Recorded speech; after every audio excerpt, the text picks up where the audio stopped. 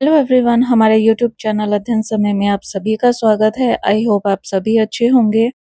जैसा कि आप जानते हो कि हमने एचपी टेट प्रिपरेशन सीरीज जो है स्टार्ट की है और इस सीरीज में हम साइकोलॉजी के इम्पोर्टेंट क्वेश्चंस को डिस्कस कर रहे हैं और आज की वीडियो जो है इस सीरीज का 7th पार्ट है। तो चलिए वीडियो को स्टार्ट करते हैं। वन है which among the following is slash are sensory channels. तो आपको चारों ऑप्शन में से बताना है कि कौन से जो हैं वो सेंसरी चैनल्स हैं। Option A vision, option B hearing, option C touch, option D all of these. तो फर्स्ट क्वेश्चन जो है ये सिंपल क्वेश्चन है और इसका आंसर आप कमेंट बॉक्स में कमेंट करके बताएंगे। सेकंड क्वेश्चन है to operant conditioning learning is based on। तो ऑपरेंट कंडीशनिंग लर्निंग के अकॉर्डिंग जो है जो कि थ्योरी किसने दी हुई है, स्किनर ने दी है। तो उनके अकॉर्डिंग जो लर्निंग है वो किस पर बेस करती है। Option A heredity, B environment, C biological factors and option D mental factors. तो heredity, biological factors and mental factors ये तीनों जो है हेरिडिटी में ही इंक्लूड होते हैं, जो कि हमको इनबॉर्न रिसीव होते हैं, बाय बर्थ होते हैं। और जो बी ऑप्शन है एनवायरनमेंट, ये इसका करेक्ट ऑप्शन है। और स्किनर ने जो है ऑपरेंट कंडीशनिंग थ्योरी में जो ऑपरेंट वर्ड है उसको मीनिंग ये बताया हुआ है कि ऑर्गेनिज्म जो है वो फ्री होता है एनवायरनमेंट को एक्सप्लोर करने के लिए। तो क्वेश्चन नंबर सेकंड का जो करेक्ट आंसर है, तो जो लर्निंग का बेस उन्होंने बताया है कि वो है एनवायरनमेंट। थ्री है which is not included in memory. आपको बताना है इन चारों में से कौन सी स्टेज है जो मेमोरी में इंक्लूडेड नहीं है। नॉट यहाँ पर लिखा है। Option A encoding, B storage, C retrieval. तो एनकोडिंग, स्टोरेज एंड रिट्राइवल ये तीनों जो है मेमोरी की स्टेजेस हैं। 3 स्टेजेस है मेमोरी की। एनकोडिंग में जो है इंफॉर्मेशन को ये प्रोसेस होता है जहाँ पे कि इंफॉर्मेशन को कन्वर्ट किया जाता है, जिसको हम सेंसेस के थ्रू, सेंसरी ऑर्गन्स के थ्रू जो हम रिसीव करते हैं उसको कन्वर्ट करके मेमोरी सिस्टम में प्रोसेस करने के लिए जो है भेज दिया जाता है। देन जो सेकंड स्टेज है स्टोरेज, यहाँ पर जो है रिसीव्ड इंफॉर्मेशन जो कि हमने सेंसरी ऑर्गन से जो रिसीव की थी, सेंसेस के थ्रू जो रिसीव हमने इंफॉर्मेशन की है उसको जो है मेमोरी सिस्टम में जो है स्टोर किया जाता है ताकि हम उसको बाद में लेटर टाइम में जो है यूज कर सके स्टोरेज में। देन जो सी है रिट्राइवल का मतलब है कि यहाँ पर जो स्टोर्ड मेमोरी है, जो स्टोर्ड इंफॉर्मेशन है उसको हम यूज कर सकें, उसको लोकेट कर सकें और लोकेट करने के बाद जो है उसको यूज कर सके जिस टास्क में हमको जिस इंफॉर्मेशन की जरूरत है उस इंफॉर्मेशन को लोकेट करके उस पर्टिकुलर इंफॉर्मेशन को जो है पर्टिकुलर टास्क के लिए यूज कर सकें, उस प्रोसेस को बोला जाता है रिट्राइवल। तो क्वेश्चन नंबर 3 का जो करेक्ट आंसर है वो है option number D, none of this. 4 है incidence of social and emotional problems में be observed in gifted persons. तो आपने देखा होगा जो पर्सन गिफ्टेड होते हैं उनमें जो है सोशल और इमोशनल प्रॉब्लम के इंसिडेंसेस देखने को मिलते हैं।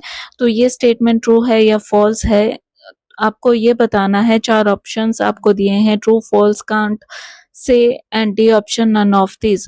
तो गिफ्टेड पर्सन जो है वो उनको सोशल एंड इमोशनल प्रॉब्लम्स होती है ड्यू टू सेंसिटिव माइंड, क्योंकि उनका जो माइंड कैसा होता है, सेंसिटिव होता है नेचर में। तो क्वेश्चन नंबर 4 का करेक्ट आंसर है ऑप्शन नंबर ए, ट्रू। है ऑर्गेनाइज्ड फैक्चुअल नॉलेज इज। तो ऑर्गेनाइज्ड फैक्चुअल नॉलेज जो है कौन सी मेमोरी में स्टोर होती है, उस मेमोरी को क्या बोला जाता है। Option A episodic memory, option B semantic memory, option D option C procedural memory, option D none of this. तो एपिसोडिक मेमोरी वो मेमोरी होती है, वो एबिलिटी होती है जिसमें जो है पर्सन रिकॉल कर पाता है स्पेसिफिक इंसिडेंट को, स्पेसिफिक इवेंट को या फिर पर्सनल इवेंट को जो कि हैपन हुआ होता है पास्ट लाइफ में पर्टिकुलर टाइम पे तो एपिसोडिक मेमोरी उसको बोला जाता है। देन बी ऑप्शन जो है सिमेंटिक मेमोरी जो होती है वो लॉन्ग टर्म टाइप मेमोरी होती है, जहाँ पे कि फैक्चुअल नॉलेज को जो है स्टोर किया जाता है, फैक्चुअल नॉलेज को ऑर्गेनाइज्ड करके स्टोर किया जाता है। तो क्वेश्चन नंबर 5 का जो करेक्ट आंसर है वो है option number B, semantic memory. C option में जो प्रोसीजरल मेमोरी है, इसका मतलब होता है कि वो मेमोरी जहाँ पे कि स्टोर होती है कि एक्शंस को नॉलेज स्टोर होती है मेमोरी में, किसकी नॉलेज की एक्शंस को आपको किस तरह से परफॉर्म करना है, तो वो जो नॉलेज स्टोर होती है वो प्रोसीजरल मेमोरी में स्टोर होती है। एग्जाम्पल के लिए बाइक को राइड करना, तो वो एक प्रोसीजरल मेमोरी का एग्जाम्पल है।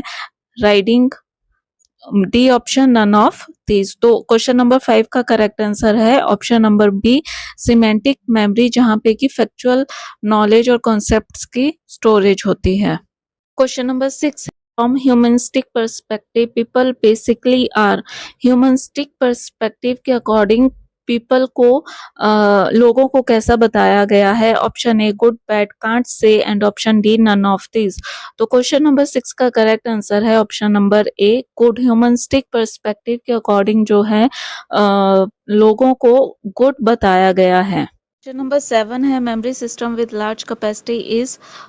मेमोरी सिस्टम जिसकी की कैपेसिटी लार्ज होती है, लार्ज के साथ होती है, उसको क्या बोला जाता है? A option sensory, B short term, C option long term, and D option attention. तो किसी भी इंफॉर्मेशन को रिसीव करने के लिए सबसे पहले आपको अटेंशन देनी पड़ती है, तब आप जो है इंफॉर्मेशन को रिसीव कर सकोगे। देन ए ऑप्शन जो है सेंसरी मेमोरी में आप सेंसेस के थ्रू जो है इंफॉर्मेशन को रिसीव करते हो और उसको स्टोर करते हो। एग्जाम्पल के लिए आप विजुअल इमेजेस को देखकर जो है इंफॉर्मेशन को स्टोर करोगे। फॉर एग्जांपल पिक्चर्स को देखकर आप इंफॉर्मेशन स्टोर करते हो। छोटे बच्चों को हम इमेजेस इसलिए दिखाते हैं। देन आप स्मेल जो है सेंसरी का एग्जाम्पल हो गया। किसी स्मेल से एक बार जो आप फेमिलियर हो जाओगे तो किसी भी सिचुएशन को, सेम स्मेल को आप रिकॉग्नाइज कर पाने में कैपेबल होंगे। तो ये जो है सेंसरी मेमोरी के एग्जाम्पल हो गए। देन बी ऑप्शन जो है शॉर्ट टर्म मेमोरी, और जो सेंसरी मेमोरी है उसकी टाइम ड्यूरेशन जो रहती है वो रहती है लेस देन 1 सेकेंड। तो ये लेस देन 1 सेकेंड तक जो है रिटेन रहती है। देन बी जो है शॉर्ट टर्म मेमोरी, इसको जो है टेम्पररी मेमोरी भी बोला जाता है, और ये वर्किंग मेमोरी होती है, और इसकी जो टाइम ड्यूरेशन होती है, कैपेसिटी जो इसकी होती है वो 20 से लेकर 30 सेकंड के बीच की होती है।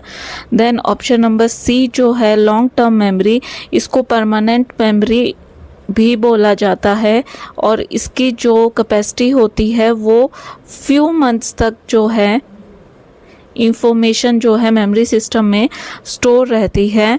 तो सबसे ज़्यादा जो लार्ज कैपेसिटी है मेमोरी सिस्टम की वो है option number C, long term memory. इस क्वेश्चन का करेक्ट आंसर है। क्वेश्चन नंबर 8 है, basic inborn tendency to develop one's capabilities is.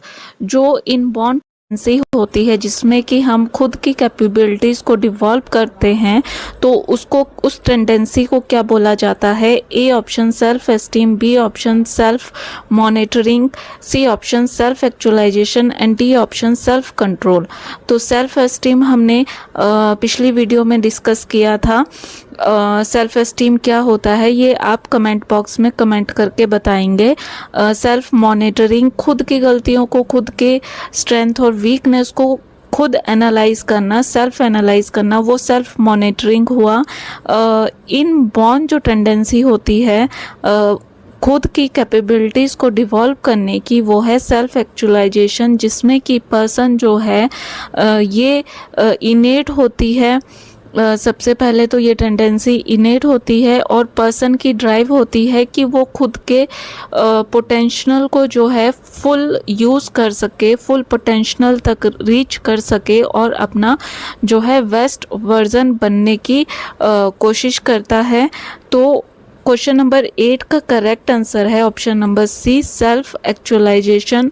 And D जो है सेल्फ कंट्रोल। सेल्फ कंट्रोल में पर्सन जो है खुद के इमोशंस पर कंट्रोल करता है, थॉट थिंकिंग प्रोसेस और अपने बिहेवियर को जो है सोशल एनवायरनमेंट में आपको कितना बात करना है, कितना जो है कितने इमोशन को एक्सप्रेस करना है, फीलिंग्स को एक्सप्रेस करना है, तो उसको सेल्फ कंट्रोल बोला जाता है। तो क्वेश्चन नंबर 8 का जो करेक्ट आंसर हुआ वो है option number C, self actualisation. 9 है energised and directional behaviour is. Energised और डायरेक्शनल बिहेवियर को क्या बोला जाता है? ऑप्शन है aptitude, B attitude, C motivation, D learning. तो जो एप्टीट्यूड होता है, एप्टीट्यूड का मतलब होता है स्किल, और बी ऑप्शन जो एटीट्यूड है, एटीट्यूड का मतलब है कि आप किसी भी सिचुएशन में जो है किस तरह से रिएक्ट करते हो दूसरे लोगों के प्रति, तो उसको बोला जाता है कि आपका एटीट्यूड किस तरह का है। देन ऑप्शन सी जो मोटिवेशन है, मोटिवेशन क्वेश्चन नंबर 9 का करेक्ट आंसर है, क्योंकि मोटिवेशन में सबसे पहले आप कोई भी जब आप काम करते हो तो सबसे पहले आप गोल सेट करते हो। मोटिवेशन में जो फर्स्ट स्टेप होता है उसमें आप सबसे पहले गोल सेट करते हो। जब आपने गोल सेट कर लिया तो गोल जो है एक पर्टिकुलर डायरेक्शन में जो है अचीव किया जाता है, तो ये डायरेक्शनल बिहेवियर बन जाता है। तो क्वेश्चन नंबर 9 का करेक्ट ऑप्शन जो है वो है मोटिवेशन। क्वेश्चन नंबर 10 है totality of belief and feelings about one self is. अपने बारे में जो आप बिलीफ सिस्टम रखते हो और फीलिंग्स जो अपने बारे में होती है उसको क्या बोला जाता है टोटलिटी के तौर पर? Option A self, super ego, none of these. तो ये क्वेश्चन हमने जो है पिछली वीडियोस में भी डिस्कस किया हुआ है।